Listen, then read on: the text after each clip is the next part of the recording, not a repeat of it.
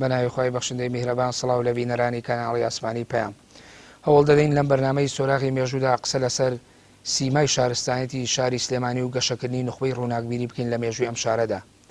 ئێستا 233 ساڵ بەسەر دامەزاندنی شاری سلێمانیدا تێپەڕ دەبێت. سەرباری جیاوازی بۆچوونەکان لەسەر دروستبوونی مێژووی ئەم شارە بە تایبەتی لە مانگ و ڕۆژەکەیدا، بەڵام ئەوەی کە بە شێوەیەکی گشتی قسەی لەسەر دەکرێت مێژووی 233 هەمین ساڵی دامەزاندنی شاری سلێمانیە. دەپرسین ئایا لە شاری سلێمانیدا نخبەی ڕووناکبیر چۆن گەشەی کرد؟ ئایا قوتابخانەی بابان بە تایبەتی سێکوچکەی بابان نالی و سالم و کوڕی چ کاریگەریەکیان هەبوو لەسەر دروستبوونی پشکوتنی زمانی کوردی لەم ناوچەیەدا، یاخود دروستبوونی نخبەیەکی ڕووناکبیر بە شمانە گشتەکەی؟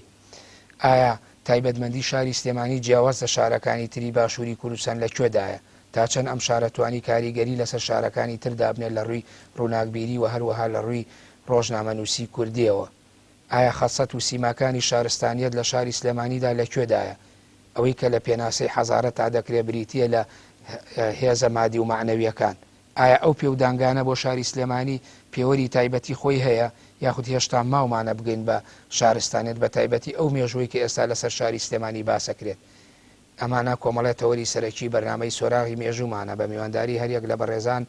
دکتۆر کەیوان ئازاد ئەنوەر مامۆستای زانکۆ و توێژەر لە مێژووی سەدەکانی ناوەڕاست،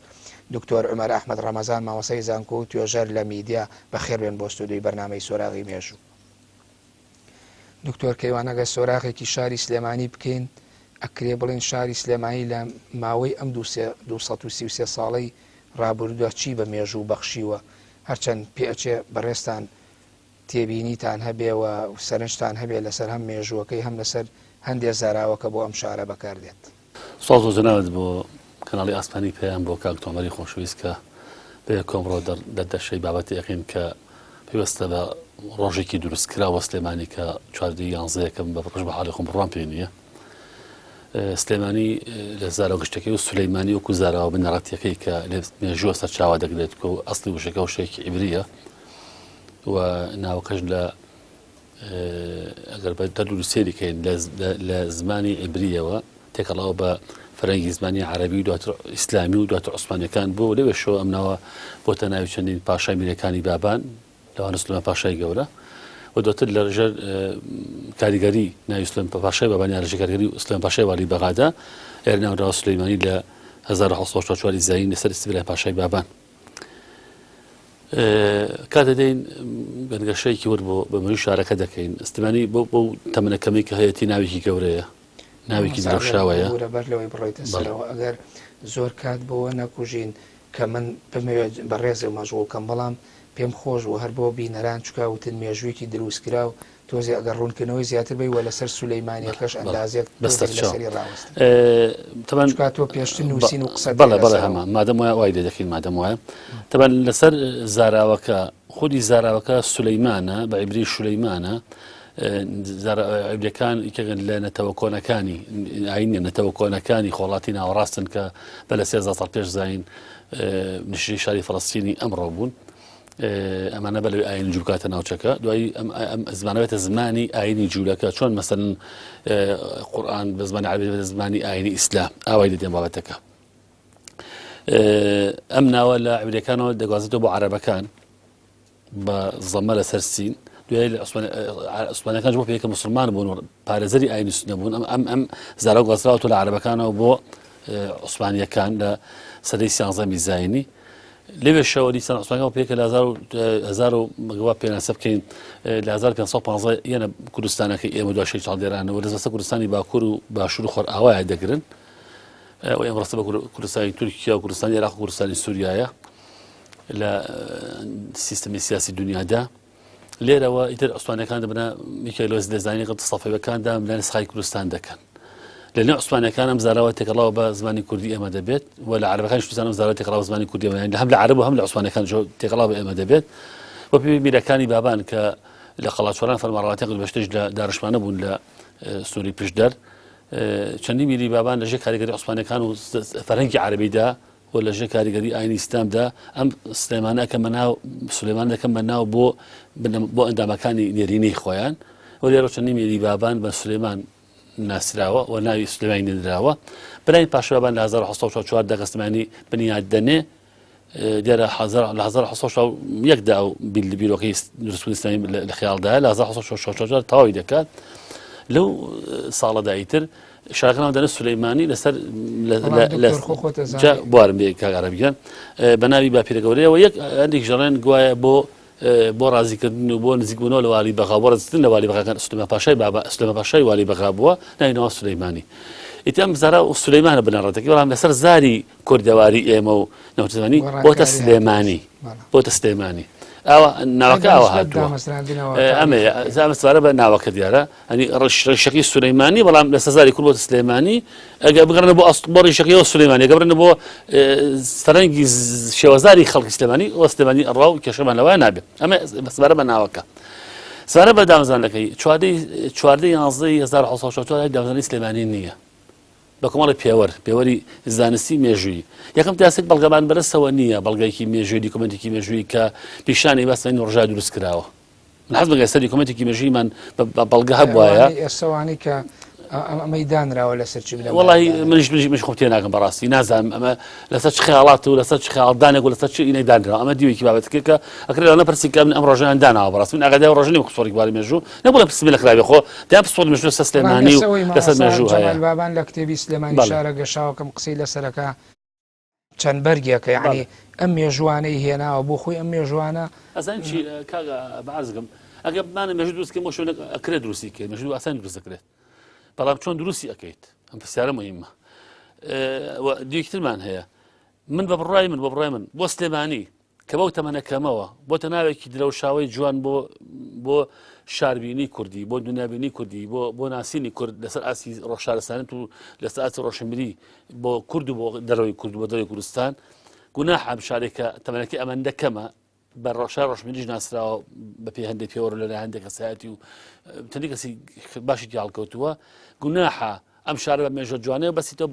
بە ساڵێک و مانگێک و ڕۆژێکەوە کە لەگەڵ منطقی جوگرافیا و مێژوو ئەقڵ ناگوچێت دەست بۆ هێڵم چواردەی یانزە ئەکەوێتە وەرزی پاییزەوە مەڕوانە ئێستا چەند ساڵێکە بە حکومی گۆڕانکاری لە ئەوهادا هاوگەڕاوە ئەنی هەشتەکان و هەفتەکانی بەرەو سەر لە سەری ڕابردوودا بگەڕە بە سەری هەشدە و سەری حەفدە ئەم ناوچەی سلێمانی بەگشتی ئەگەدار بە لە مانگی دەدا ئیتر بەفباران ئەباری و لە مانگی 11 بەفر کڕێوەیە کرد وی تا مانگی 4 و 5 خۆشی ناکردەوە هەنی وەرزی بێباران تەنیا سێ مانگی هاوین بوو وەرزی بەفر تەنیا مانگی بەهار و هاوین بوو پاییزستان بەفر بارین ئەم پرسیارە بوویمە لە لێمان قەڵاو چواران سلێمانی قەڵسۆ بەتەختی بابانەکان بۆ پێش سلێمانی شاخی گۆیژە و شاخی ئەزمەر هەیە تونێلیش ئێستا تونێل نەبووە ئەم پرسیارە مهمە کەوەکاری گواستن تەنیا کەر و ئێستر و ئەسب بووە ئەمە بووە ئەم شارە چۆن گوازرایەوە لێەوە بۆ ئێرە ئەم خەڵکە چۆن هاتن لێەوە بۆ ئێرە مستەرما بەم کڕێەوە ئەم پرسیار بەڕاستی خۆی لەخوای سوالە بەڵام پاشاش کە میری بابان بۆ کەسێکی عاقڵ بۆ کەسێکی نەخوێنەوە نەبوو ئەگەدا لەناوان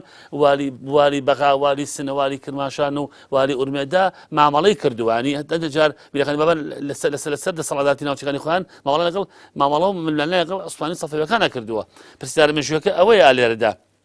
ئایا دەڵ بەڕێشی گێڕەوە ئەمیرە بابانانە کە لەو خۆناوژە خەڵکی عاقڵ و خوێنەوار بوون ئاگادار بە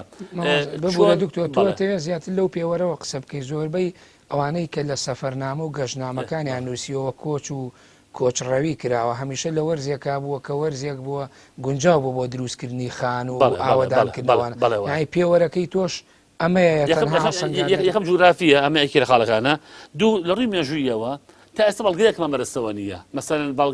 ئەم پرسیارە خۆی لە خۆیدا بەڵگەیەکمان لا نییە بەڵگەیەکی مەوسمان لا نییە بەڵێ مەسەلەن ئایا بەڵگەکە ئایا وتارێکی ڕۆژی هەینیە ئایا شعری شاعرێکی ناسراوە ئایا نامەیەکە ئایا دیکۆمنتێکی مێژوویە کە ئیسپات کە لەم ڕۆژەیە بە باشای بابانم شارە ئەوەدان ناکاتەوە ئەم شارە بەکوت ئیفتتاحەکە بەس بەنە عەرەبیەکەی قسە بکەینە ئەوەشمان لانێتی زانەوە ئەمە نقطەی مێژووی گرنگە سەرباری ئەوانە پرسیارە مهمە پێ ناچێت خارە سلێمانی ئەوەدان دەبێتەوە دەبێت بە تەختی میری بابان طریقەتی قادر ئەسپانیا برەوی هەیە کە طریقەتێکی گەورە و ناسەی ئاینی بووە بزگەوتی گەورە بێتە شوێن پێگانی دایان مامۆستا زانەی ئاینی کورد وەڵامی و پرسیارم بیتەوە کەوتم سلێمانی ئەگەر سۆراغێکی مێژووی سلێمانی بکەین سلێمانی چی بە مێژوو بەخشیوە لەسەرەوە قسە بکەین بەڵێ بەڵم کەواتە ئەم ڕۆژ غەڵەتە ڕۆژ تاسکەینەوە بە بڕای من من دقیشەریم تۆک توێژەرێکی بواری مێژوو یعنی بەدیلی ئەوە کە ئەو ڕۆژە نەبوو تۆ وەرزێک بۆ نە هەژمارەکەی لەوانەیە بڵێ یا بەهار بووە یا هاوین مانگی 6 بووە نازام چ بووە یعنی ئەی ناکرێ ینی ڕۆژێک دیاری کراوە هەبێ بۆ یادی ئەم شارە بکرێتەوە. ئەخ باشە کە ئەم زۆر جوانە. من کاری شارەکە ئەەکەمەوە وەکەم مێژیم شارە زۆر کۆن نییە تا بڵێ وڵا زۆر بوون تا ڕۆژی بۆ دروستکەم تازێ 230 ساڵ زۆر کۆن نییە منە دەیەوێت کاکە شاری ئەستەموڵی ئەسەکە پێشتە قوستەنتینیە بووە لە سی پێنجی سێسەڵسی دروست کراوە. قوستەنتینیە نووسراوە تۆمان کراوە کەی دروست کراوە سێسەڵسی میلادی دروست کراوە لەکەیە لە سی پێنج افتتاح کراوە. ئەم پرسیارم بۆ مێژوو گرنگ ئەم پرسیارە لە یەکی شواری 324 زاینی دەستکراوە بە یەکەم خەرق تایدا پاش لە قوستەنتینە دراوە دروست کرێت. ئەی باش ئەمە کە مێژوو بۆ 330 زاینی دەگەڕێتەوە. ئەی باش سلێمانی کە 233 ساڵە ئێستا بەچی پێ ڕەوای ئەم شارێکە بەحسا شار ڕۆژەمێنی و شاری ڕۆناوی و ڕۆژەمێنەکانە چۆن ئەبێ ڕۆژمانەکەی دیار نەبێ ئەم پرسیارە خۆی لە خۆیدا نەخی کە دیار نییە بۆ بیخینە ڕۆژێکەوە کە ئەسڵ لەگەڵ مانتەقی جوگرافیا و مێژوودا ناگونجێت. بەڵێ خاصەتی مێژووی بوونی و گەورەی شارستانی ئەم شارە لەکوێ بوو یعنی ئەوەی کە من وتمەمی بە مێژووی بەخش سەریکە ئەگەر بوار کوتی دەستە چاو ئینەکە ئەوەی بەڕاستین شارەکە ئەگەدار بە شارەکە لە چاو مێژووی ئەمەدا گەورەیە لە چاو کوردستانی ئێمەدا گەورەیە نە لە چاو ناوچەکانی تردا ئەگەدار بە لە چاو ئێران تورکیا سووریا عێراق گەورە نییە لە چاو مێژووی ئێمەدا گەورەیە بەڵام خاصەت و سیماتی ئاوەدانی شاری پێوە بووە. زانستان قسە بکەین لە زمان نەک لە زمانی بابانەکانە لە زمانی شێخ محموودی نەمەردا لە سەدەی بیستەمدا کازان سۆی بێتە مەلیکی کوردستان شێخ محموودی نەمەر کوردستانی گوندێکی گەورەیە شار نییە هەیسیمای شاری پێودیان نییە ئاگادار بە گوندێکی گەورەیە گوندە بە هەموو ماناکانی ئاگادار بە بەڵام بۆ ئەڵەم چی بۆ ئێمەی باشوور کە لە سلێمانی جوانترمان نەبوو لەو سەردە مێژوویە شارێکی جوانە ئەبێ ئەوە تێبگەنە مۆزوعەکە زمانەوەنە ناتوانم بەراوردی سلێمانی بە سان فرانسیسکۆ بکەم بەلۆزە دروست بکەم بە لەندەنی بکەم قورسە ئەمە بەڵام کە بەراوردی مەشاکانی کوردستان ئەلێرات دەرەکەوێت سلێمانەکە جوانە باسی ئەو پرسیارە بکەم نەڵێم ئێستا بەراوردی مە سنە ئاوادانتر بووە لە سلێمانی لە زمانی شێخ محموود ئاگادار بە سنە شاری پێودیار بکە شاری کوردستانی ئاگادار. بەڵێ دکتۆر عومەر ئەوەی کە لە شارە هەبوو بۆ نمونەوەی لە سلێمانی هەبوو بە تایبەتی لە سەردەمی بابانەکانە قوتابخانەی گەورەی وەکو یاسیە کوچکەی نالی و سالم و کوردی کە زمانی کوردی و سەرەتای کرمانجی خۆرویە سۆرانی ئەوەی ئەوترێ بۆ سەردەمی ئەوانە گەڕێتەوە زمانێکی پاراوی کوردیان بەرهەمهێنا لەو کاتە و خۆشیان شاعیرەکان هەموو بۆ زمانە شعر و تێکستی ئەدەبیان نووسی یعنی ئەکرێ بڵین ئەمە سەرەتایەکی حرەکەتی ڕۆشنگەری و پشکوتنی زمان و جوڵەیەکی بەرفراوانی گۆڕانکاریی گەورە بوو لە بواری ڕۆشنبیریا لە شاری سلێمانی. مەڵێ سپاس بۆ ئێوە بەڕاستێکی شاری سلێمانی کاتێکە لەلایەن بابانیەکانەوە بنیاد ئەندێ بۆ خۆی بەس تەنها کۆی تەجربەی خەڵکی باشوور نییە ئەگەر وەکو باشوور و باکوور یا ڕۆژهەڵات و ڕۆژ ئاوای کوردستان کە ئێستا لە دوای لۆزانەوە دابەش کراوە ئەو کاتە هەرچەنە بڵین دوو پارچە بووە کە لە بینی سەفەوی عوسمانیەکان ئادابەش بووە کۆی تەجربەی تەنها خەڵکی ئەم دەڤەرە نییە کۆی تەجربەی پارچەکانی تری کوردستانیشە لەو سۆنگەوەی کەوا خەڵکی پارچەکانی تری کوردستانی شاتون لە شاری سلێمانیان نیشتەجێ بوون لە ڕووکاری ئەدەب لە سەرەتای دامەزراند و دوای دامەزراندن و پێش ڕاپەڕین و دوای ڕاپەڕین بۆ نمونە بەدایەها خێزانمان هەیە کە لە شاری سنەی سەربەرزی خۆشەویستەوە هاتوون و حتا تەنانەت ئەو گەڕێکەکمان هەیە لە شاری سلێمانی کە پێی ئەوترێ دەرگەزێن زۆربەی ئەو خەسانی کە لە ڕۆژهەڵاتی کوردستانەوە هاتوونەتە سلێمانی لەو گەڕەکەیان نیشتەجێ بوو بوون زۆرێک لە دانیشتوانی قاوەخانەی سەرچیمەن خەڵکی سەقز و بۆکان بوون دواتر پاش ڕمانی کۆماری کوردستان لە مەهاباد کە کۆماری کوردستان ئەکەوێ خەڵکانێکی زۆرمان لەوێ فشاریان بۆ دێت دێنە ئەمدی بۆ باشوور بڕێکی زۆریان بە تایبەتی خەڵکی بۆکان و سەقز دێنە سلێمانی بە زۆری لەو دووسێ گەڕەکەیان نیشتەجێ بوون هەرچەنە چەند ماڵێکیشمان هەیە لە گەڕێکی گۆیژە حرەکەی ڕۆشنگەریەوە ئەبەسرێتەوە بە قوتابخانە یا بڵێن بە سێ کوچکەی بابانەوە کە نالی و سالم و کوردی لە ڕێی دەق و تێکستە ئەدەبیەکانەوە چۆنەڵی فۆرمەلەیان کرد. بەڵێ بۆ خۆی کە جارێکی کە ئێمە بابان دێت بە ئەو سێ بڵین ئەو سێ شاعیرە مەزنەمان دروست ئەبێ کە ئەوان ئیتر جارێککە ئاور لە زمانی کوردی خۆمان ئەدەنە یعنی بڵێن کە ئەڵێم خۆمان مەبەستم کوردی و واسێنانە لە زمانی فارسی و تورکی چونکە بیرمان نەچێ دەسەڵاتی سیاسی ڕۆڵێکی ئەساسی هەیە لەوەی کەوا شێوەزارێک لە شێوەزارەکان ببێ بە زمانی ئاخاوتن و نووسین لەو دەڤەرەیە ئاواکردنی میرنشینی بابانیش ڕۆڵی ئەساسی هەیە بۆ با بیری ئەوەشمان نەچێ تقریبا 60 بۆ 70 ساڵ نزیکی 67 ساڵ سلێمانی پایتەختی میرنشینی بابان بووە یعنی لە ناو من ئاوا تعبیری یەکەم یا ئاوا گزارشتی لێ ئەەکەم کە لە ناو خەندەقەکانی شاری بیناکانی شاری سلێمانیە چێژی ئازادی و سەربەخۆییان کردووە ئالێرەوە من هەستەکەم هەر ئاوا ئەڵێم ئەو قبول نەکردنە ئەو یاخیبوونی کە لە شاری سلێمانی و خەڵکی شاری سلێمانیە هەیە دەکرێت بڵێم وەکو بۆ ماوەیی چۆتە ناو ئەوەی یعنی ببوورە تۆشی ئەی گەڕێنیت و وەسە لەمی میرەکانی بابان لە میرەکانی بابانەوە ئابە و شێوازە هاتووە دواتر کاتێکە ئەبەسترینەوە بە دەوڵەتی عوسمانیەوە عوسمانی سلێمانی ئەبێ بە وەکو سنجقێک لە ناو ویلایەتی مووسڵا ئەبەسترێتەوە وەکو وەحدەیەکی ئیداری ئەبەسترێتەوە بە ئەستانەوە لە ناو ویلایەتی مووسڵا ئیتر ئێرە ئەکەوێتە بەر شاڵاوی لێدان و کپکردن و فشار دروستکردن ببوورە من بۆی تێنەپەڕێیانی تۆ باسی ئازادی تۆ توێ ئازادی و پشکوتنی زمان و چۆنەڵی گەشەکردنی بواری فکری لەم شارە بەسیتەوە بەو شێوازی سروشت و سایکۆلۆژی کە میرەکانی بابان خوڵقان بێن لە منتیقا بۆیە سێکوشکەی بابان لێرە دروستە بێت یاوتت پەیوەندی بە دەسەڵاتی سیاسیەوە دەسەڵاتی دەسەڵاتی سیاسیە کە میرەکانی بابان دەسەڵاتی سیاسیان دروست کردووە جۆرێک لە ئازادی بیر و ڕا هەبووە جۆرێک لە ئەوە هەبووە کە خەڵقی کورد لەوێ بتوانێت بە زمانی کوردی گزارش لە هەنا و ناخی خۆی بکە ئەگەر سەیری شعرەکانی سالم بکەین کوردی بکەین نالی بکەین یعنی بەرجەستەی ئەکا دوای ئەوەش ئێمە کۆمەڵێکی کەمان هەیە کە تەواوکەری ڕێگاکانی ئەوانن دواتر لە سەردەمی شێخی نەمرا بەڕاستیەکەی لە دەورانی دووهەمی حکوومەتەکەی شێخە ئێتێ کاتێک کە چاپخانە دێتە کوردستانەوە بە تایبەتی بۆ شاری دێمە سەر بواری ڕۆژنامەنووسی و چاپەمەنی لە پارێزگای سلێمانی یا بڵێن لە سلێمانی شاری سلێمانی و قوتابخانەی سلێمانی سەدەیەک بەر لە ئێستا دکتۆر کەیوان بەڕێستان ئەزانن سیما و یا بڵێن هێزی کاریگەر لە ناو شارستانێتە دوو ڕەهەندی گەورەی ڕەهەندێکی مادی ڕەهەندێکی معنەویە لە ڕۆمعنەویەکەوە ئەوەی کە باسەکرێت لە بواری فکر و زمان و گەشەکردنی عقلی و هۆشیاری کۆمەڵایەتی و ئەمانە ئەمە خەستێکی گەورەی شارستانتە لە بوارە مادیەکەشەوە خۆتە زانی بیناسازی و تەلارسازی و ئەوەی کە سیماتی شارە نازانم گەرما و سەرا و جادە و خزمەت گوزاری خەڵک و هێنانی کارەبا و ئەو یعنی ئەمانە کۆمەڵێ خەسەتن کە لە ناو حەزارەت و شارستانەتە ئایا شاری سلێمانی لە کاتی دروستبوونی و یاخود دواتر یعنی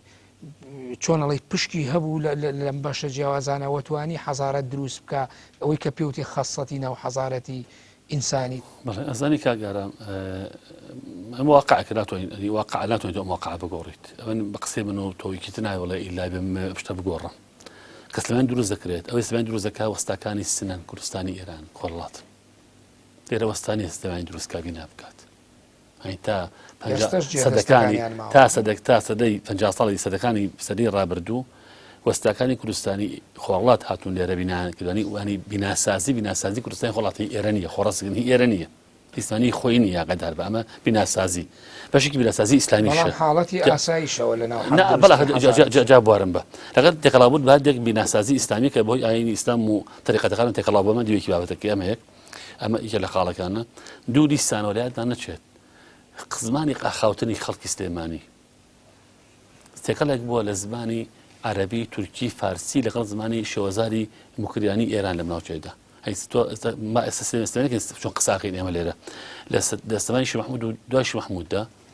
تا 45 سەرنج لە 20 زاراوەکان تورکی بووە 20 فارسی 20 عەرەبی بووە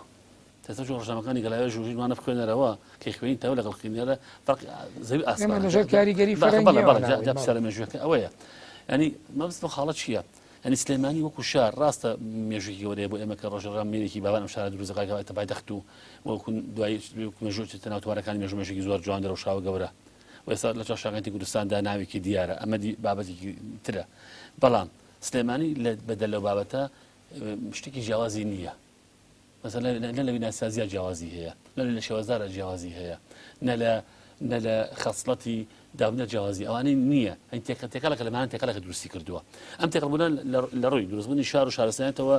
خۆی بایاخی خۆی هەیە قەدار بە دەوڵەمەندی ئەدا دکتۆر من ئەمێ لێرە قسێ بکەم یعنی خۆتەزانی کاتی خۆشی کە تاریخی ئیسلامی دروستە بێت لە سەردەمی ئومەوی لە سەردەمی عەباسی ینی حەزارەتە دروستی حەزارەتی وانەیە ڕۆمەکان و حەزارەتی فارسەکان دێتە ناوی و هیچ یعنی خاڵێکی لاوازیش نەبوو بۆ بنیادنانی ئەم حەزارەتە بوارم بەزان چی دوجار هەندێک سیما بۆ خۆی ئەبێنێتەوە قەدار بە خۆی تۆ ئەستەمبوڵ ئەستەمبوڵی ئێستا مزگەوتەکانی بوون حەزارەتی ئیسلامیە بەڵام بەشێکی تورکی تێکەڵاو کراوە هەر منارەکانی تورکیا منارەکانی عەرەب لێک زۆر جیاوازە مناری مزگەوت تۆ دووری مەکەرەوە قەدار بە هەت بیناسازی منارە خۆی تر شەی زۆر سادەیە هی تورک و عەرەب جیاواز لەگەڵ هی فارس لەگەڵ تورکا جیاواز لەگەڵ ینی شتێکیان بە خۆیان بەخشیوە کە ئەمە لەویت ناچێت منارەکانی مستەمەرێکم لەڕ مزگەوتەکانەوە یا تورکیە یا عەرەبی ئیسلامیە بەسەب چییە کاگەرە ئێمە مێژوی ماوەی هێناوە وانی نهێنێ بەڵام هێناوە وەمە پێم وایە واقعە قسە بکەین هەڵەیەک بە کردومانەوە تازە بەڵام دکتۆر ببوورە یعنی هەر بۆ خۆی کە لەو سەردەما میرەکانی بابان هێندە هوشیاریان هەبوو بێتوانی بێتیان دەستی دەرەکی هەم لە ڕووی فەرهەنگیەوە هەم لە ڕووی بیناسازیەوە بهێن و بتوانن لە شارەکە سیماتی شارستانیەت بنیاد بنێن بۆ خۆی ئەمە نیشانەی هۆشیاری و تایبەتمەندی و خەستێکی گەورەیە خەڵکی میرەکانی بابان یا دواتر بڵێن سەردەمی شێخ مەحموود یا ئەوانی کە شاری سلێمانیان بولیانەوە بۆ خۆی ئەمە سیمەیەکی گەورە و خەستێکی بێز نیە مەخڕ بسێتەوە بە دویتە وا دەرناچێت لە قەدار بە میرەکانی میرێکی بابانەوە کاراکە کە برایم پاشایە میرێکی بابانەوە کاراکانێک میرەکانی بابانە لێ نفرێکە بکارەکە جاوارم بە لەگەڵ مەجموعە لە دۆستەکانی برایم پاشا بەڵام لایەن نەچێت ئەو ئیسلامی دروست دەکات لەگەڵ برایم پاشای خۆ ئەتەنە برایم پاشا نییە قەدار بە برامەژە لەژێ کاریگەری هەم بنەماڵەکەی هەم تەریقەتی قادری کە دقەتێکی ئاینیە ئاقدابدر کوردی نیە ئاینیە دەست بە کوردی کراوە لە هەندێک لە پێشەوەکانیەوە لەگەڵ کاریگەری شارستانی سەفەوی و عوسمانی و عەرەبی ئیسلامی بەسەرەوە بووە هەمووی تێکەڵاو کراوە لێڤیاندا هەنی میری بابان نەیتوانێت خۆی لەوە دەرباز کە قەدار بە ئەمە تازە واقعە ینی برای پاشەوان تا سەرسخان گەورەیە چوتەنێ کارە بکات بەڵام نەیتوانێت شتە دروستکە کە سەر کە خۆڕەس بێت جیاواز بێت لە شارەکانی تری کوردیە قەدار بە ینی ئێستا ڕاستە کەرکووک و هەولێر قەڵاکانیان کەستی قەڵاکان نەکەیت مەڕکی تاوی مێژووی کۆنی پێوەیە سلێمانی جەکرا لەسەری هەژدەهەمدا کە دروست دەبێت سەد بەخۆ بێت جیاواز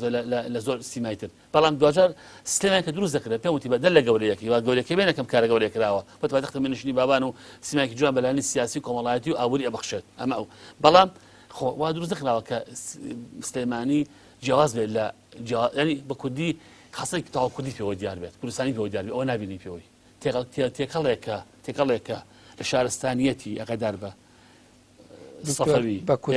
منەمێ وەڵام بیتەوە چکا من ناوبڕێکمە یعنی ئەگەر ئێمە نەیکین بە جەدەل و مناقەشەی وردەکەیەوەی بەرنامەکەمان ئەوەندە نیە بەڵام پێدوانە هەر بۆ خۆی سروشتی حەزارە دوای ئەوە کە وێڵدیوراند باسیەکە لە تاریخی حەزارەوانە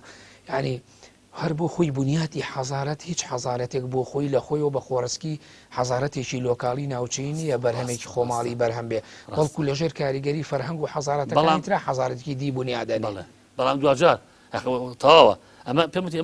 ئەمە قازانجی هەیە زەرری نییە ئەمە گرنگە بەڵام دوجار هەرەوە حەزارەتەکە لە ئاوێتبوونی چەند حەزارەتی دروست دەبێت دوجار لە هەر لە شتا خۆی جیا ئەکاتەوە قەدار بە من نمونێکی سادە لە ئاینە ئەدەبێت بۆی لە شار باش تێ بگەین سەریکە فارسەکان دوای ڕوخانی ئیمپراتۆری ساسانی ئیمپراتۆرەتەکەیان بۆ ئەوەی نەچنەژێ کاریگەری ئاینی بە حسابی خۆیان ئاینێک عەرەبیە بیابانیەکە کە بە حسابی خۆیان بە سونەی دائەنن شیعە دروست دەکەن شیعە تێکەڵێکە لە هەندێک بنەما ئیسلام و زەردەشتی تێکەڵا بێتەوە ئاینزای شیعە بۆ دیفاع بتە پارێزەرێک بۆ ئیمراتۆتی فارسی جا ئەمۆزۆگە تا بەلێتێکن شاری ژوایە دار بە باسی وەکەم ئەڵە میرەکان بەمان ئایانتوانی مەسمای بیرەکانی بەمان مشی محمود و دوای خەڵکی سلێمانی ئایانتوانی کارێ بکەن سلێمانی لە هەندێک شتا جیاکەنەوە ئەو تێکەڵاوبوونەی کارگەری سەفەوی ئێرانی عوسمانی عەرەبانە بۆ سلێمانی گرنگ بووە ئیمکانی ناکەنەوەیە جیایکەنەوە کە هەندێک سیمای خۆڕست بخۆی باشەکە ئەم خۆڕستکە جیاز لەوانیت بەڵێ سپاس دکتۆر عومەر یەکێک لە خاصەتەکانی تری سلێمانی ڕۆژنامەگەری و نووسین و ڕخنە و کەرەستە ئەدەبی و ڕۆشنبیریەکان بۆ بەتایبەتی لە دوای جەنگی یەکەمی جیهانەوە هەروها دروستبوونی کۆمەڵێک ڕێکخراوی ڕۆشنبیری و ڕێکخراوی پیشەیی لەم شارە گەشە ئەکە ئایا ئەمەش بۆ خۆی خاصەتێکی تری گەشەکردنی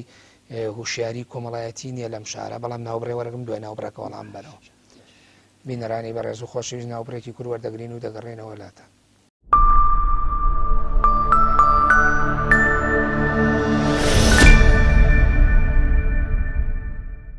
دووبارە سڵاو دکتۆر بەر لە ناوبڕەکە پرسیاری ئەوم کرد ئایا ئەو حرەکەی ڕۆژنامە نووسی و نووسینی و ڕەخنە و ئەو چاپەمەنەی تۆ ویستت پێشتر باسێکی کە هاتە شاری سلێمانی بۆ خۆی ئەمەش دیسان سیماتێک و خەسەتێکی تری گەشەکردنی بیری کۆمەڵایەتی نەبوو لە سلێمانی خۆی تا ئەو کاتە تا هاتنی ئینگلیزەکانیش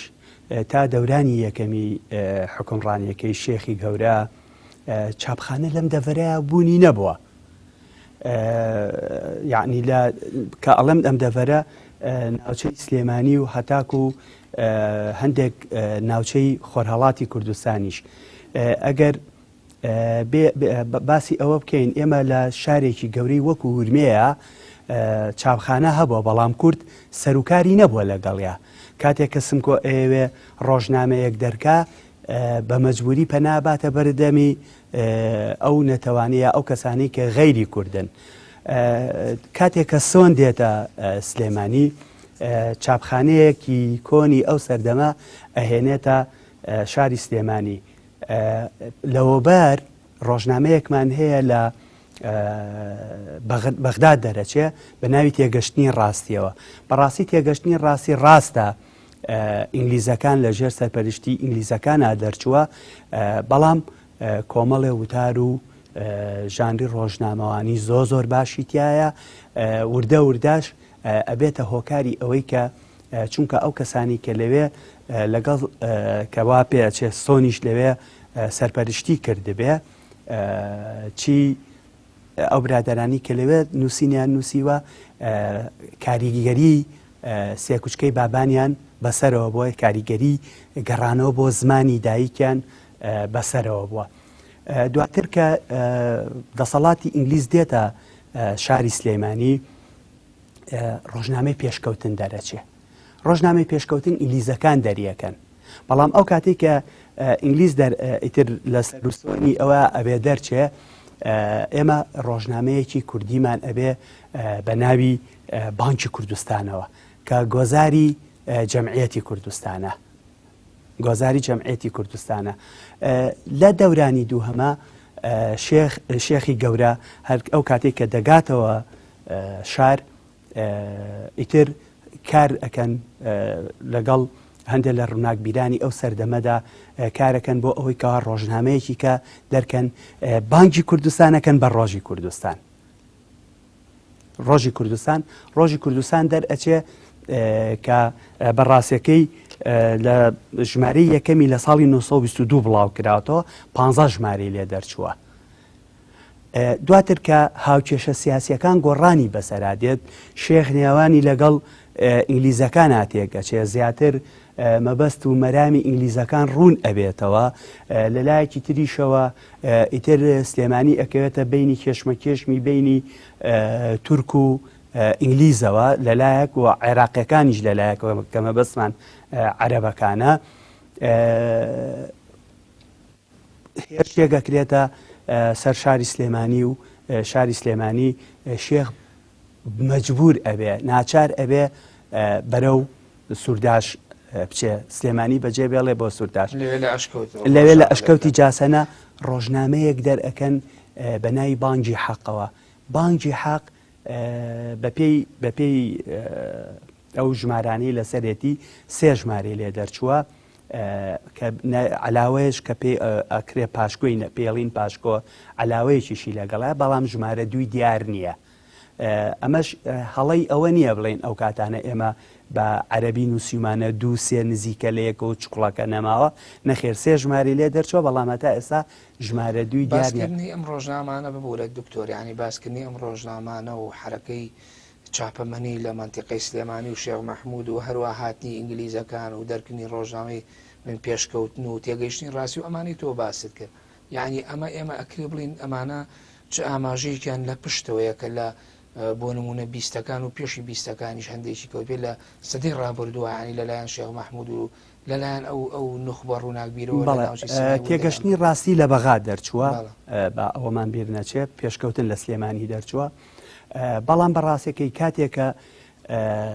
بیری نەتەوەیی لە سەراتاکانی خۆیان ئەڕسکەیە چەکەرە ئەکاوشین ئەبێ ئیدی لە پارچەکانی تری کوردستانە وردە وردە گەشاکە بە تایبەتی لە دواییەکانی ڕێکخراوی ئازادی لە باکووری کوردستان کە دروست ئەبێ و ڕەوانشاد لە کۆتاییدا کە ئەمین عالی بەدرخان و ئەوان شەهید دەکرێن شێخ سەعیدی پیران بڵێن ئەبێ بە بەرپرسی یەکەمی ڕێکخراوی ئازادی ئەوە شۆڕشی ساڵی 25 لە باکووری کوردستان دەست پێ ئەکا ئیدی کەسێکی وەک پیرەمێرد و کەریم شالووم و مستەفا پاشای یامولچی و ئەمانە بابیریشمان نەچێ هەر لە سەردەمی عوسمانیەکانەوە بە زۆر و فشاری زۆری خەڵکی سلێمانی کە بۆ خۆی ئەها باسی ئەوم کرد کە خەڵکی سلێمانی توانیان دوو قوتابخانە جگە لە حوجرەی مزگەوتەکان چکە بەڕاستی لە کوردستانە و بە تایبەت لە شاری سلێمانیا لە مزگەوتەکانە کۆمەڵێک حوجرەمان هەیە کە ڕۆڵی قوتابخانەیان بینیوە. من هەر ئەمە ینی جەوهری پرسیارەکەمی وەڵام بەرەوە بۆی بچمەلای دکتۆرکەی ینی ئەمانە هێمان بۆچی کە تۆ باس کۆمەڵی ڕۆژنامە و شتبات تەنانەت تێگەیشتنی ڕاستی بوون کە لە بەغا دەرەچێت بەڵام ئایا بۆ خۆی ئەمە کە تۆ دێ بەستە بە بابەتێکی ڕۆژنامە نووسی کوردیەوە لە شاری سلێمانی ئەمە بۆ خۆی ڕایەڵەیەک و هێزێکی کاریگەری سلێمانی نییە تەجاوزی کردوتە دەرەوەی خۆش هێزێکی ڕۆشنبیری گەورەیە توانیوێتی چەکەرەیەکی یعنی شتێک بخاتە دەرەوەی خۆی لە ناو خۆیان دروست بکە کە بەڕاستی بیرۆکەی ئازادی دروستبوونی جارێکە سربەخۆبوون بەڵێ دکتۆر کەیوان ئەوەی مامۆستا باسی کرد ئایا کاریگەری تا چەند حرەکەی ڕۆشنبیری و بزافی ڕووناکبیری و ئەو وشیاریە کۆمەڵایەتی کە لای خەڵکی ئەم ناوچەیە دروست و دواتر ئەبینین تەجاوزەکە ئەپەڕێتەوە بۆ ئەوی کە ڕێکخرا و بزوتنەوەی سیاسیش دروستە بێ ڕاستە ئێستا بوونمە ڕێکخراوێکی وەکو حیزبی هیوا کە ڕەفیق حلمی سەرۆکێ بێت لە سێمانە بەڵام بوونمە لە شارێکی وەکو کەرکووک بین بێ ینی ئایا بۆ خۆی ئەم ڕێکخراوانەوە دروستبوونی حرەکات و بزافی سیاسی و حیزبی سیاسیش بۆ خۆی دیسانەوە بیبەسینەوە بەو بزوتنەوە ڕووناکبیری و بە وشیاری کۆمەڵایەتی خەڵکی ئێرەوە ئەمەش کاریگەریەکی بەرچاوی خۆی نەبووە کاکارم جنابش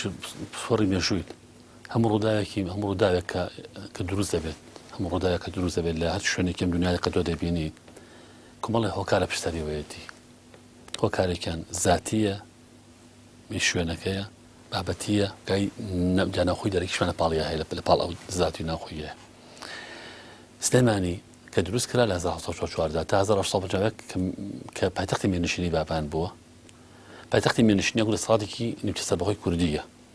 کە وابەستەیە یا بە واری بەغای عوسمانی یا بە والیستی سەفەویە یا قاچاری ڕۆژگارە مێژوویە ئەمە دیوێکی بابەتەکەمانە لە 1950 کۆبووی وڵامی سەرگەڕ زەمەوە تا 1970 لەژدەستی عوسمانیەکانە بووە ئەنی سەنجەقێک بەس کرد بەڵێ 1950 تا 1970 ئیتر تا 1970 ئەمە سەنجەقی سەوە دەوڵەتی عوسمانیە کەواتە بچووکراوە لە پایتەختێک بۆ سەنج بۆ قەزایەک وەیتە ئەم قەزای عوسمانیەکان بەڕێوەی دەبن دیارەکە بەڕێوەدا ئەم بەڕێوەی دەبن ئاگادار بە کەلتوری تورکی لێرە بەسەر سلێمانی زاڵ دەبێت ئەمە دیوێکی بابەتەکەیە لە 1970 وردە سلێمانی بە حکمی کۆتایی جەنگی جیهانیە کە مودەکەوتی شێخ مەحموود کەسادیکی ئاینی و ڕابێت طریقەتی قادری چاوی لیزەکانێک ئەچێتە سەر و لێرە بە دوای سلێمانی پایتەختێک دەرەکەوێت و پایتەختی حکومەتداری کوردستان و دوای پایتەختی باشووری کوردستان دەرەکەوێت و لێرەوەی تر لەلایەن مەجەسۆنەوە چاوخانە دێتە سلێمانی لە بەغاو بۆ لێرەوە مجادزەکە بەڵدەکردنی بڵاوکراوە تا ئاگاتەوەی کە دەرەژایکیش وەرە فحمی ئەمانە کەسی ئەم مێژوو ئەکەین پرسیارە بۆی وڵام ئاوە کە پرسی ئەم بنا ئەەکەیت دەرکەوتنی ڕفیق حلمی مستەفا پاشا یا موڵکی بۆ نمونە مەسەر شەریف پاشای خەندان لەباری سیاسیە تاقەتە قۆناغی دواتە مامۆستای محمەد ئۆمان ئەمە بەرهەمی سلێمانیە وەکو چی پرسیارەکە وەکو پایتەختی کوردستانی باشوور باشووری کوردستان زمانی شێخ محموودە ئەگەر حرەکەتێک لە باشووری کوردستانە بۆ زمانی شێخ محموودە لە ساڵ 1922 ئەگەر ئینگلیزیەکان ئێران و حکومتداری کوردستانە ناسیایە ئینگلیزیەکان ئاگادار بە ئەگەر دەوڵەتی عێراقی نوێ فەیسەڵی کوڕی حسێن تای حکومەتەکەدا لە 1923 زاینی دابات نامەیە کە فەیسەڵ ئینێرێ بۆ شێخ محموود ئەمە نەبووە لە ئارادا ئەگەر کەسێک و مەجەرسۆن و کەسایەتێکی ئەفسەری سیاسی بەریتانی کە ئەوێت ئیسفادە لە کوردەکان بکات مخاتەبەکردنی کوردەکان لە ڕێی ڕۆژنامەوە بیان دوێنێ و ئیسفادە ببنە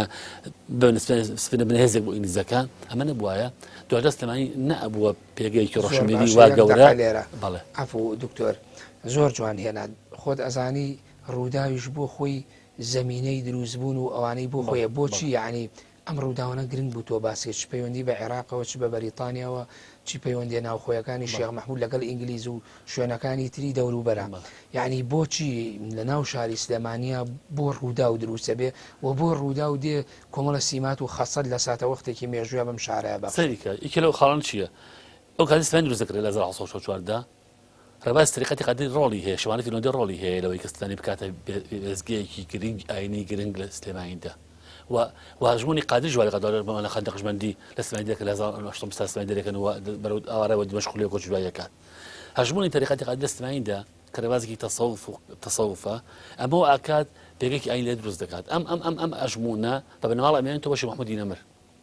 يعني ڕووداوەکە ئەوەیە لە شێخ معرفی نۆدیەوە بە کاک ئەحمەدی شێخ بۆ شێخ محەممەد بۆ شێخ محموودی حەفید ئەمە جارێ لایەکەوە بنەماڵە ڕۆڵی گەورە هەیە بنەماڵێکی ئاینی لە پاڵیشە طریقەتێکی ئاینی کە طریقەتی قادریە ئەمانیوانە ڕوودا بەڵێ ڕۆڵی ئەمەیەک بەدەل لەوانە دیارە پێم وتی کە پایتەختی منیشتنی بابانە دواتر پایتەخت داگیرەکرێت دوجاتێتە پایتەخت جارێکی در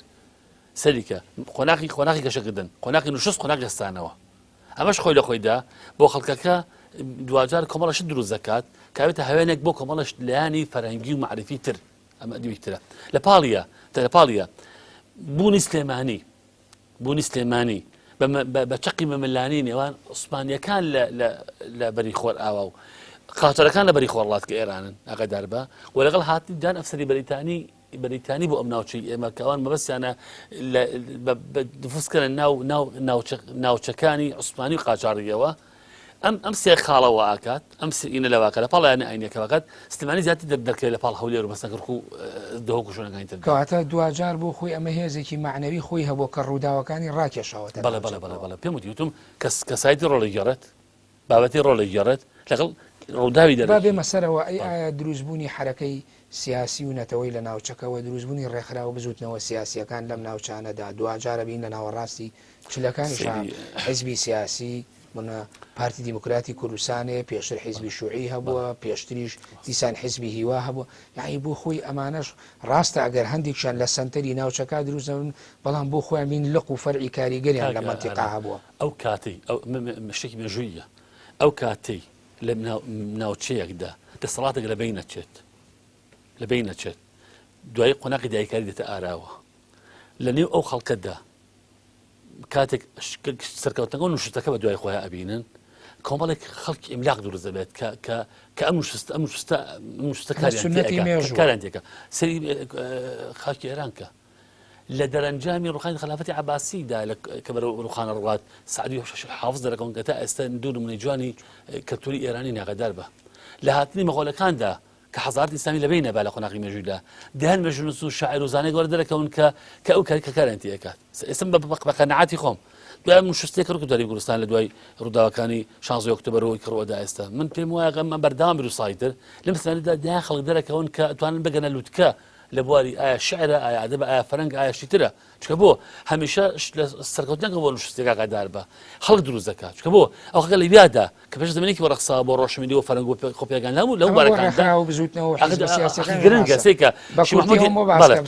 بەڵێ شێخ محەممەد دێمە کە شۆشەکەی تێک دەشکێت حکومەتەکەی تێشکە لە 24 حوت 1924 و ئینگلیس تارەکانی فڕۆکانی ئینگلیسلانی بۆمبارانەکەن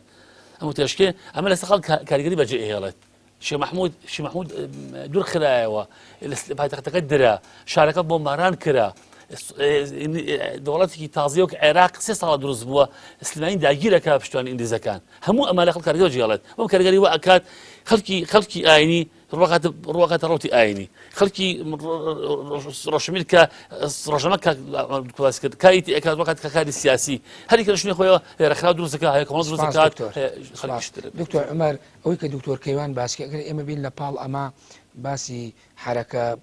حرەکەی ڕۆژنامە نووسی و گەشەکردن و زۆجی حرەکەی ڕووناکبیریش بکەین ئایا بۆ خۆی ئەمەش کاریگەری ئەو ڕووداوانە بۆ دکتۆر بە وردی کۆمەڵەشتی باسیر کە ڕووداوەکانی هێنا هەموو ڕووداوەکان وتی بۆ خۆی کاریگەریە ناوخۆیەکان و کاریگەری حکوومەتی عێراقی و کاریگەری دەسەڵاتی ئینگلیزی بۆ خۆی ئەمانەوە ڕۆڵی بنەماڵەی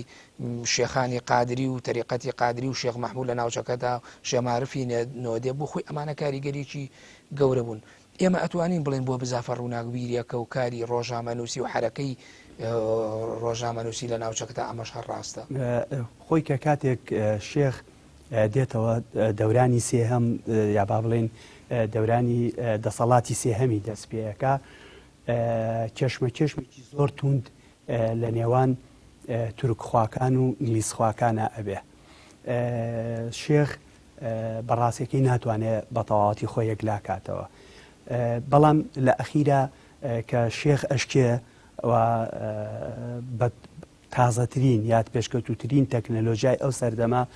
شاری سلێمانی بۆمباواران ئەکرێ دوای ئەوە ئینگلیزەکان پێویستیان بە زمان حاڵێکە بۆی خەڵکانێک بێنن ئەو کەسانی کە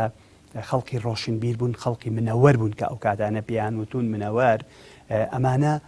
وا لێ بکەن کە بەلای خۆیانە ڕایان کێشن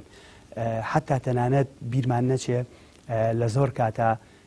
بە شێوازی سیر کاریان کردووە لە مشکلەی مووسڵە کە کاتێک هاتوون هەئەی مدافعی وەتەنیان دروست کردووە کە وەکو کۆمەڵەیەک و دروستیان کردو بۆ ئەوەی کە خۆی زۆر دیارەکە ئینگلیزەکان لە پشتی پەردەوە یا دەستی ئەوانی تیا بۆ لە دروستکردنیە کاتێک کە مشکلەی مووسڵ نامێنێ هەئەی مدافعی وەتەنیش نامێنێ اینجا خەڵقە منەوەرەکە کە تێ ئەگەن تورکەکان لەبەر خاتری کوردیانە نا ئینگلیزەکانیش ئەو کاتانە بەڕاستیەکەی بیری ئەوەمان نەچێ کاتێککە ئینگلیز هاتووەتە سلێمانی دوو لە سەرسی دانیشتوانی سلێمانی تووشی قات و قڕی بووە یعنی هەر دانیشتوانەکەی نەماوە یا مردووە یا کۆچیان کردو بۆ دەرەوەی وەڵامی ئەوم بیت ینی ئەو ئەمە بەسم چییە ئەو حرەکەیە من ماوەی بەرنامەکەم زۆری نەماوە بمبەخشە ئەو حرەکەیە کە کاتێک تێ ئەگەن ئیتر ئەگەڕێنەوە سەر بواری کوردایەتیەکە لێرەوە ئیتر بیر لەوە ئەکەنەوە تەنها چارە تەنها منڤەز کوردایەتیە بۆیە ئیتر مەسەلەن جەمعی زانستی کوردان هینەکەن و سەیریش ئەکەی کە لە ڕاپەڕینی 6 ئەیلولی بەردەرکی سەرایە جەمعی زانستی کوردان ڕۆڵی سەرێکی هەیە ئەوە هەر ئەوانن ئەمە ئەمەی کە بەڕێزی باسیەکەی بێگومان ئێمە و ئەم باس و مۆزوعە زۆرە خایەنە یعنی ئێمە گەر بە شێوەیەکی عامتر گشتیتر باسیکەن ئەم ماوەی زیاتر لە ئەمەی کە باسێکەین تا ئێستا 100 ساڵی ڕابردوو و هەتاوەکو ئێستا یعنی ئەم حرەکانە ئێمە ئەتوانین بڵێن شان بەشانی گەشەکردنی بیری و شیاری خەڵکی سلێمانی و ئەو حرەکەی و ئەو ڕووداوانەی دکتۆر کەیوان هێمای بۆ کرد ئەمانە هەموو هاتووە تاوەکو ئەکرێ بڵێن بە ئێستاش گەیشتووە بە پرۆسەی دوای ڕاپەڕین و ئەو جم و جوڵە زانستی و ڕووناکبیری کە لە ناو شاری سلێمانی جۆڵی زانستی و ڕۆشنبیری و ڕۆژنامەگەری بەرەو پێشەوە چووە زۆر پانتایەکی فراوانی گرتووە بەڵام کە یەکێک نەختێ خواردەمەنی چەور زۆرە خوا تووشی ئینتەلا بێ ئێمە لە ڕووی ڕۆژنامەگەریەوە لە دوای ڕاپەڕین تووشی ئینتەلای ڕۆژنامەگەری بووین کەناڵێکی زۆرمان هەبوو، ڕۆژنامەیەکی زۆرمان هەبوو، گۆڤارێکی زۆرمان هەبوو، بەڵام هین نەبوو. بەڵام یەک شتی تر هەیە لە بەتایبەت لە دوای ڕاپەڕینەوە دوژمنانی کورد چ لە عێراق چ ئێران چ تورکیا و سووریاشی لەگەڵایە ئەوان زۆر زۆر بە وردەکاری کاریان لەسەر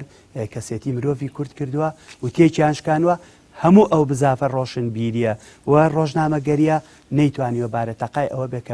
کە کەسێتی مرۆڤی کوردیان پێ تێکشکانوە. بەڵێ دکتۆر من ماوەی بەرنامەکەم تەواو بێ ئەگەر دوا قسەت مابێت لەسەر سیمای شارستانی و پێگەیشتنی نخبەی ڕووناکبیر لە شاری سلێمانی بە تایبەتی ئێستا کە مێژووی 233 ساڵەی یادی دامەزانی شاری سلێمانی ئەگەر ئیزافەیەک شتێکت مابێت سلێمانی بەڕاستی بەڕای من سلێمانی شارێکە لێوان لێوە لە جوڵە، لێوان لێوە لە بزوتنەوە، لێوان لێوە لە ئازادی، لێوان لێوە لە یعنی پڕپڕە لە هەموو ئەو کارانی کە ئەگەر ئێمە بۆ خۆمان گەڕێتەوە بۆ ئەو پێکاتەیە دانیشتوانەی کە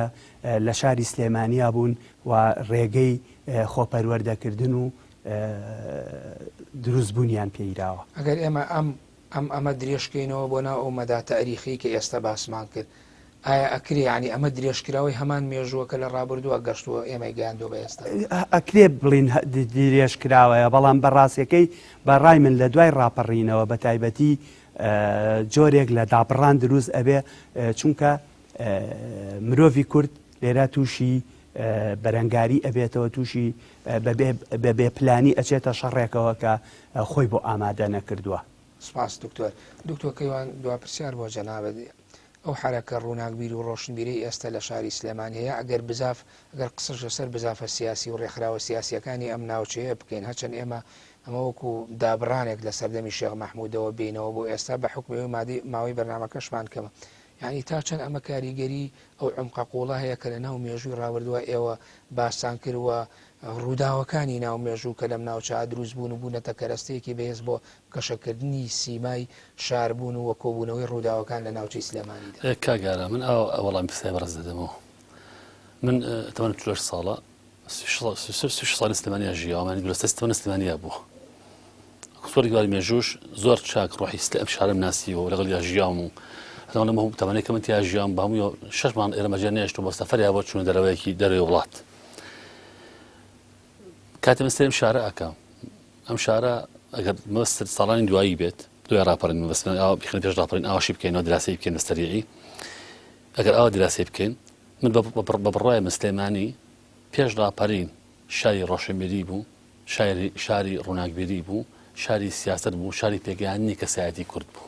نەک دوای ڕاپەڕین. کەلەم پرسی وەڵام دێمەوە سەر چاو هەنی پرسیارەکە مێژووەکە مەیە سەریکە مەکە دەڵی سلێمانی کە دووزەکە لە 1940 ئەگەر کە دەرفەت بە پێم وتی ئەو ڕۆژگارە کوردستان چ باردۆخ خاژی کە سلێمانی دروست دەبێت، ئەخر دەمە بارودۆخۆ سلێمانی گەورەیەکە دروست دەبێت، ئەمە دیکە لە خاڵەکە هەنی باردۆخی کوردستان لە قۆناغێکی ئەو نە هەستیارە ئەژی کە بە بەڕێ باشە ئافرینی بە سلێمانی دروست دەکات، دەمەیەکە لە خاڵەکانە. شێمارەتی نۆدی ئافرین نەوێت لە ڕۆژگارێکی ئەڵە مێژووییدا کە کوردستان لەنێو ملانەی شیعە سونەدا لە گێژاوایە بە تەریقەتی قادری سلێمانی ئەکا بە پێگەیەکی ئاینی گەورە، ئەمە گرنگە. لە پاڵی شاش مۆلا خان دەقژبەردی لە سلێمانی دارستانەوە بۆ ماوەی نفوزی خۆی جێبێ قایمەکە و ئەگەر چی بەجێشی ڕڵ دواتر لێرە مێنێتەوە، ئەمە سوالە خۆی لە خۆیدا. شێخ مەحموود یەکتوانی ڕۆژگارێکی مێژووییدا کە لە سانەوەی سلێمانی خوێنوار بوو، سلێمانی لە گوندێکی بچوو لە گوندێکی گەورە ئەچوو لە 1920 شێخ مەحموود سلێمانیەکە بە ناوێکی زۆر گەورە و دیار کە ئەچێتە سەدان و هەزاران تۆماری مێژووی ئەوروپیەکانەوە. مێژوو پرسیارە سلێمانیەکە بە شارێکە عێراق بەرتەنە وەسیقەی سەربەخۆیی بوون ئەدەن بە شێخ مەحموود و کوردستان. من کە بەراوردی ئەم مێژوو ئەەکەم بە ئێستا لە دوای ڕاپەڕین محمودەی کوردستان و ئەم قۆناغی تێپەڕیوە سنی ئەسڵ لە ڕاستە لە ڕێی باڵەخانە و بازاڕ و دوکانە پێشکەوتووە ڕاستە جابوارم بە ئەزان چی پێشکەوتن ئاغادەکە ئارام پێشکەوتن بە باڵەخانە نییە، بە زۆری زانکۆ نییە، بە زۆری پەیمانگە و خوێنەوەریوانە نیە، یاغەدار بە ڕۆژگار سلێمانی خاوەنە دیدان و مەتۆش و کامەرامەکردی و پێشتر خانەوەن سالم کوردی بوو. ئێستا خاوەن چەند شاعری گەورەی ئاوای پرسیارە سلێمانی پێشتر خاوەنی دەیان کە سایەتی سیاسی گەورە بۆ کاکە برای محمد شارە لەدایک بوو گەورە بۆ قۆناغی بوون باش ئەی لە قۆناغی ئێستا ئەمە کێمانە پرسیارە ئەزانی کاک ئارام بە پێچوان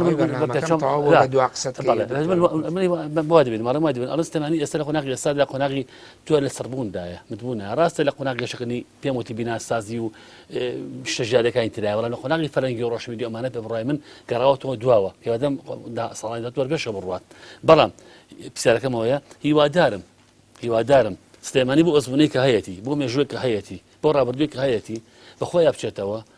بۆ داهاتوە سقافڵی بمێنێتەوە بە جوانی بمێنێتەوە شارێک بێ کە ڕابردوو گەشت بێت وەک کەڵە پیاوەکانی مێژی خۆی محەممەد ئەمێزێکی بەگ ڕەفیق حلمی تۆفیق وهبی ئەمانە گەورە بێ بەڕاستی ئەمە گرنگە بۆ مێژوو قسەیەکە بۆ ئەەکەم کۆماری کوردستان کە مەهاباد دروست کاتۆر ئاماژێکی کوردی پێدا ئەغەدار بە نخبەی سلێمانیەوە بەهێزە بێت بە خەڵکی ئەشار و سلێمانی بکەم بە دوا پرسیار بۆ بەڕێز سلێمانی تا چەند کاریگەری لەسەر شارەکانی یەخود لەسەر پارچەکانی ترە بوو تۆ لە پێشکی بەرنامەکە باسی وتی کە لە شوێنەکانی کەوە خەڵکات و ئاوای کردووە کاریگەریانە بوو ئەی بە پێچەوانەوە تا چەند ئاو وەسوانی بۆ سلێمانی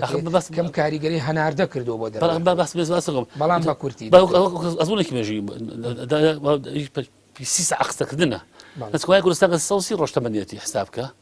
لەسەر سێ ڕۆژات دەیان نخبەیەک و کەریزە دوستاندان شوکیوکی ئەمانە دەچن لە ئەچونە کۆماری کوردستان ئەمانە خزمەت بە فەرهەنگ و پەروەردەی کوردی ئەکەن دەیان کەسات لێرەوە دەڕۆن بۆ ئەوێ ئەفسەری سیاسی لێرەوە دەڕۆن بۆ ئەوێ ئەمانە خەڵکی باشووری کوردستان خەڵکی سلێمانین محەممەد قوچقی سلێمانیە ئەچێتە مەهاباد خزمەتێکە ئەزمونەکەی مەهاباد ئەزمونەکەی کوردستانی باش خۆرهەڵات کە هیچ لە سیمان جوانەکانی سیستمی سیاسی ئەمە لە مێژوودا باشە ئەو ڕۆژگارە کۆماری کوردستان بەشێکی قوسایەکەی بۆی سلێمانیەوە گەورە ئەبێت بەمەژوو پرسیارە پارتی بگای کوردستان کە تا 1975 هێزێکی سیاسی گەورەی باشووری کوردستانە لە سلێمانیەوە گەورە ئەبێت سلێمانیەوە گەشە ئەکات بۆیە من کە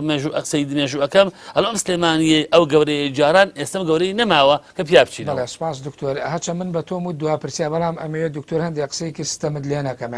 قسەیەکت هەبوو ئیزافەیەکی کە دەبوو لە مناقەشەی من ببورە شتەکان بەڕاستیەکەی ماوەکە کەمە ئەوەی کە ئیشارەمان پێ من شاڕام لەگەڵ کاک دکتۆرە ئەوە خەڵقی باشووری کوردستانە قورسایی خۆی خاتە سەر خۆرهەڵاتی کوردستان و لە کۆماری کوردستانە بەشداری ئەەکە دواتریش پێش ڕاپەڕین و دوای ڕاپەڕینیش خەڵقی باشوور نەکردەنا سلێمانی خەڵقی باشوورە کاریگەری ئەبێ لەسەر شۆڕشی پارچەکانی تر لە کوردستان بە تایبەتی لە باکوور و لە دوای ڕاپەڕینیش لە خۆر ئاوای کوردستان کە ئێستا بەڕاستەکەی من هەر هەمووی لە یەک چەپکە کۆی ئەەکەمەوە کە ئەویش چەپکی شۆڕشی کووردە لە پێناو ئازادی سەربەخۆیە زۆر سپاس بۆ دکتۆر عمەر ئەحمەد ڕەمەزان مامۆسای زانکۆ و توێژەر لە بواری بودیا سپاس بۆ دکتۆر کەیوان ئازادەنوەر توێژەر لە مێژووی سەدەکانی ناوەڕاست و مامۆستا و ئەکادیمیز لە بواری مێژوودا سپاس بۆ ئاوادەبوونتان لە بەرنامەی سۆراغی مێژوو بەڵێبی نەرانی بەڕێز و خۆشەویست بەم شێوەیە کۆتایی سۆراغی ئەم جارە تا سۆراغێکی مێژووی تر و بابەت و باسێکی مێژووی تر بەخوای گەورە و میهرەبانتان دەسپێرم کاتێکی خۆش بۆ هەموو لایەن